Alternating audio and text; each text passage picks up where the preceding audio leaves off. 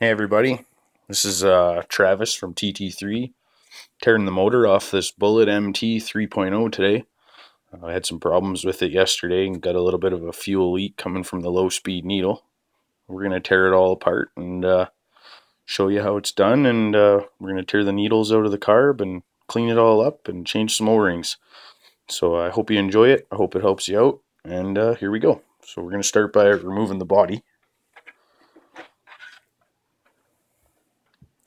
So we've kind of pre-done this already just because we only get 15 minutes to make a video for you to show you how to do it. So we've removed the body now. We're going to pull the air filter off.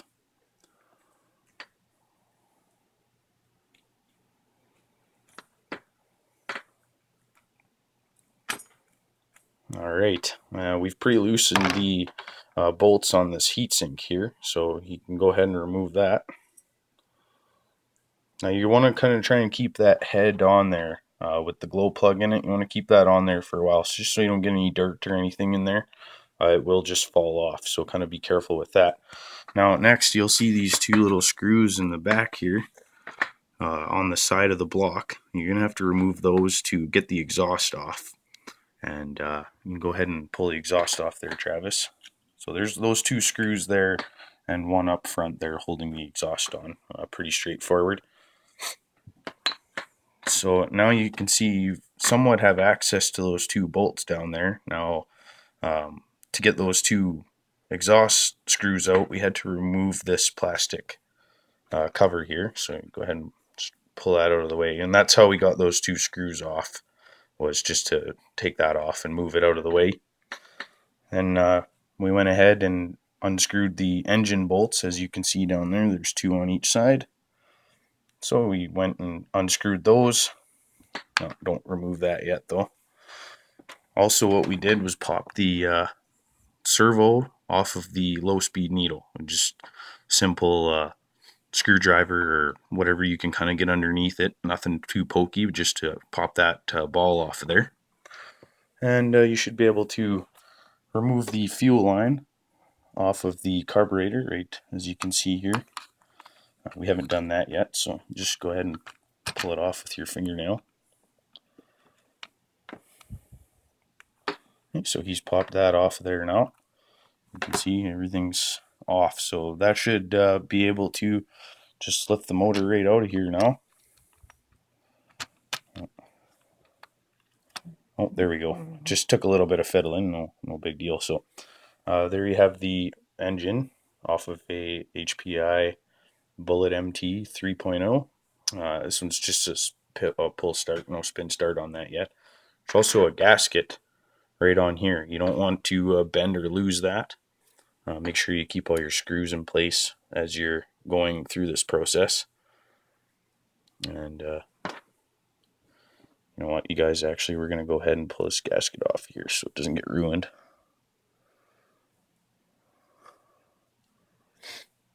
And just set it with the exhaust, which is down here.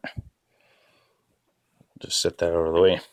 Sorry about trying to hold that camera and work here at the same time, so it's a bit goofy. But anyway, so we've taken the motor off now. There's the motor.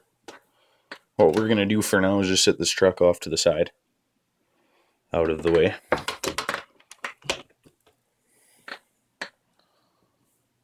Now what we're going to do is we're going to go ahead and remove the low speed needle. That's fine.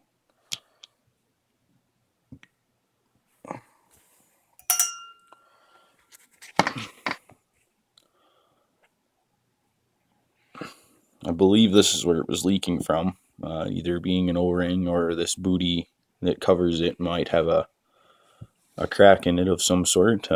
You guys are seeing it the first time just as we are.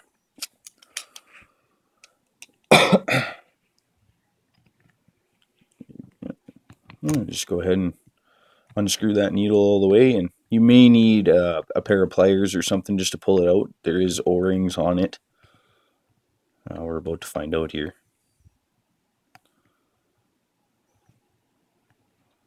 You should be able to unscrew with your fingers, you know. No. See, it is pretty tight because of the O-rings that are in there. These O-rings that come factory on these engines, they're not the greatest. I tend to use silicone O-rings to replace them with. Yeah, so it did take a fair amount of force for him to pull that out of there. Now what we're going to do is, if you just give me that. Just gunk on it. I don't know if you can see it very well, but there is a little chunk of crap on the end of that low-speed needle. These are the two O-rings that we were talking about that are inside. We will be replacing those. As it is Sunday today, it won't be today, but we'll basically just replace those. Clean that needle off there and put it back together the same way it came apart. So I'm just going to set that off to the side there. We're going to go ahead and pull the high-speed needle out now.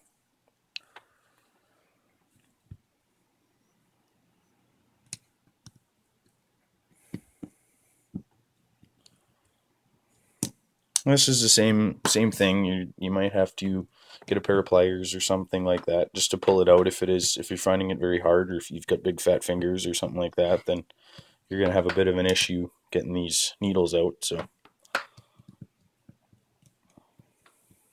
as anybody that's played with nitro knows, they can be a bit of a pain in the butt as far as just keeping your cool and not getting frustrated with it. It's going to come out a lot farther than that.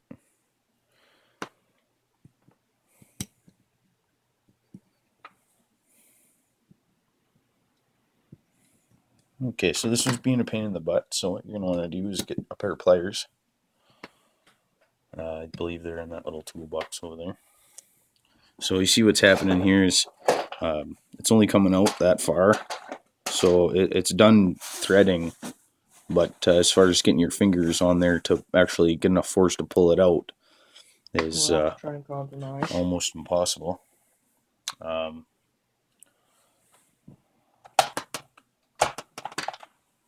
Having a bit of a difficulty here finding our pliers.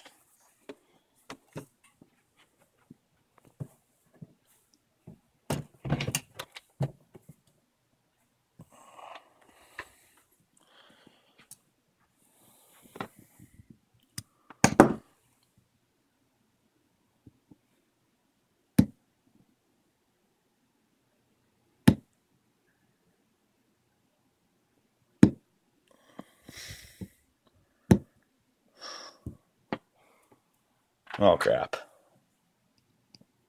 My pliers might be in my car, which is not a good place for them when you are doing stuff like this. Anyway, it's the same process. You pull this high-speed needle out of here, and it's going to look very similar to this. Basically, when you pull it out, you're going to want to replace those O-rings, regardless of what they look like. Just the simple procedure of taking these out can actually ruin them. Make sure you clean them very well. You don't want anything at all on this needle. So even a little bit of nitro, if you put a little bit of nitro on there just to rinse it off, dry it off, put it back together. A tiny bit of grease, just a very, very small amount on those O-rings before you put them on can help, especially with the removal and putting it back in procedure. I do recommend it. So that's basically it as far as the engine goes. For the carburetor needle teardown, there's clutch back there. We are going to be checking that as well. So we'll get my brother here to sit back down and take this clutch bell off of here. Now, you'll see right away, you look at the end of this clutch bell, there's packing on there. You can't see it very well on my camera, but the shiny stuff on the end of the screw, that's actually packing. So you're going to be very careful with that, as you want to make sure it all stays together and goes back the same way it came apart. They are very small washer-like material, so be very careful with that. So he's going to go ahead and remove that. Now sometimes this bolt on the end here can be very, very tight. So you're going to want to hold the flywheel and use the curved end of your wrench so you can get some good leverage. Did it break? You're going the wrong way.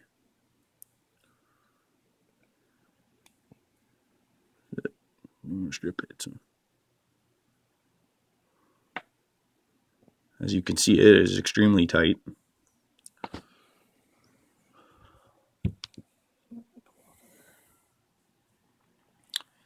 Um, anyway, long story short, you pull that screw off of there.